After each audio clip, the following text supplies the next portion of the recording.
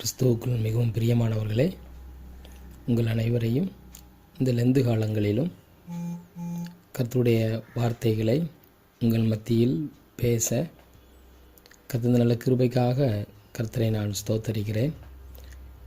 இந்த லெந்து நாட்களிலும் கர்த்தருடைய வார்த்தைகளை முதல் நூற்றாண்டு கிறிஸ்தவர்கள் அவருடைய ஜெபங்களின் மூலம் நாம் கற்றுக்கொள்ளக்கூடிய காரியங்களை இந்த நாட்களிலும் நாம் அறிந்து கொள்ள இருக்கிறோம். அதற்கு ஆதாரமாக அப்போஸ்தலர் 1ஆம் அதிகாரம் வசனங்கள் 1 முதல் 15 அடங்கிய வேத வசனங்களிலிருந்து ஒரு சில காரியங்களை நாம் பார்க்கிறோம்.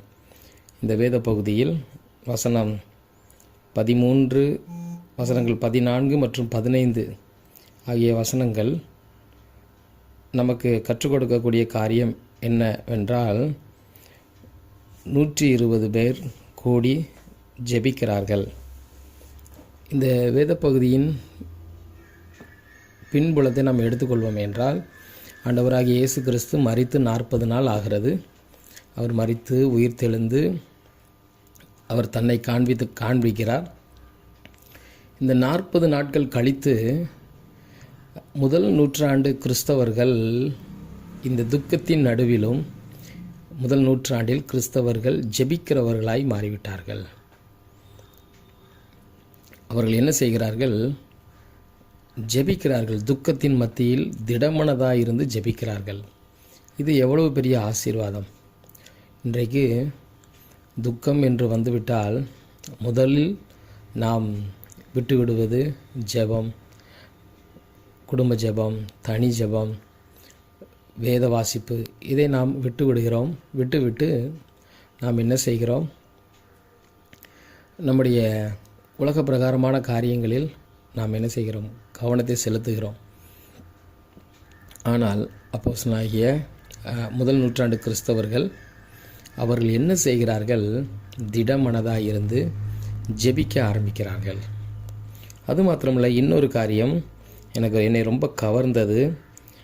14வது வசனம் இவ்வாறு இருக்கிறது: அவர்கள் ஜெபிக்கும்போது இயேசுவின் தாயாகிய மரியாளோடு அவருடைய சகோதரனும் கூட ஒருமனப்பட்டு ஜெபத்திலும் வேண்டுதலையும் தரித்திருந்தார்கள். இந்த வேத பகுதியில் இன்னொரு முக்கியமான காரியத்தை பார்க்கிறோம். இந்த துக்கமான இந்த சூழ்நிலையில் இயேசுவின் தாய், அவருடைய பிள்ளைகள் எல்லாரும் வந்து ஜெபத்தில் தரித்திருக்கிறாங்க. நீங்கள் இந்த வசனத்தின் பின்புலத்தை எடுத்து பார்ப்போம் என்றால், இந்த வசனத்தின் பின்பகுதி இவ்வாறு இருக்கிறது: அந்த ஆண்டவராய் இயேசு கிறிஸ்துவினுடைய மரணத்தின் போது அவருடைய அப்பா இல்லை, யோசேப் மரித்து விட்டார். இப்போ குடும்பத்தில் மூத்த மகன் ஆண்டவராய் இயேசு கிறிஸ்து, அவரும் மரித்து விட்டார். ஆனால் இப்படி குடும்பத்தில் தகப்பன் இல்லை, குடும்பத்தில் மூத்த பிள்ளை இல்லை. ஆனால் இந்த கடினமான இந்த சூழ்நிலையிலும் ஆண்டவராகிய இயேசு கிறிஸ்து, அந்த இயேசு கிறிஸ்துவின் தாய்க்கு, அவருடைய பிள்ளைகளுக்கு ஜெப ஆவியை கர்த்தர் ஊற்றினார். பாருங்கள், எவ்வளோ பெரிய இழப்பு! கணவனை இழந்து விட்டார். அது மாத்திரமல்ல, இப்பொழுது மூத்த மகன் இல்லை. இந்த சூழ்நிலையில் ஜெபிக்க முடியுமா என்று கேட்டால் இன்றைக்கு கேள்விக்குறிதான். காரணம் என்ன? முடியாத ஒரு காரியம். ஆனால் இந்த சூழ்நிலையில் அவர் என்ன செய்கிறார்? ஜெபிக்கிறவராக மாறுகிறார். நாம் என்ன செய்வோம்? இந்த லெந்து நாட்களிலும் முதல் நூற்றாண்டில் எப்படி ஒரு ஜெப அனுபவம் இருந்ததோ அந்த ஜெப அனுபவத்திற்கு நாம் திரும்புவோம். குடும்பமாய் நம்முடைய வாழ்க்கையில் எவ்வளவு பிரச்சனைகள் வந்தாலும் நாம் என்ன செய்வோம்? ஜெபிக்கிறவர்களாய் மாறுவோம். இது முடியுமா, சாத்தியமா என்றால், நான் ஒரு உண்மை சம்பவத்தை நான் சொல்லுகிறேன். ஒரு வாலிபன் இந்த வாலிப நாட்களில் ஆண்டவராகிய இயேசு கிறிஸ்துவை சொந்த இரட்சகராக ஏற்றுக்கொண்டார்.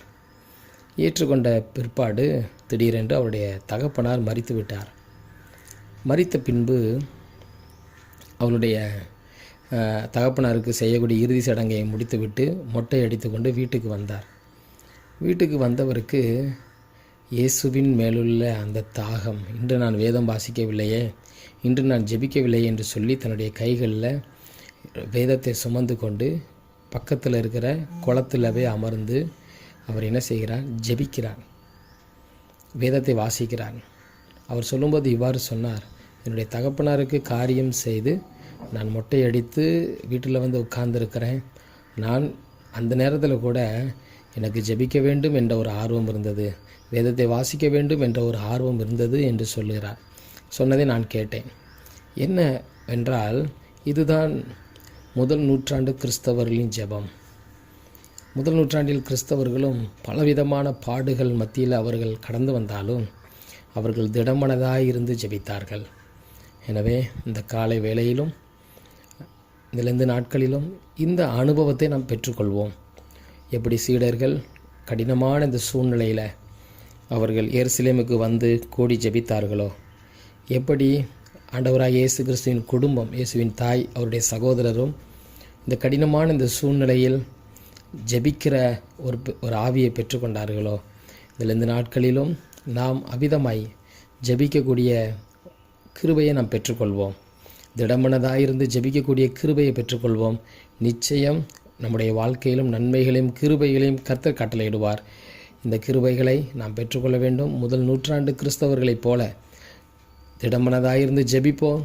கர்த்தர் நம்மையும் நம் அனைவரையும் ஆசீர்வதிப்பாராக. தேங்க்யூ.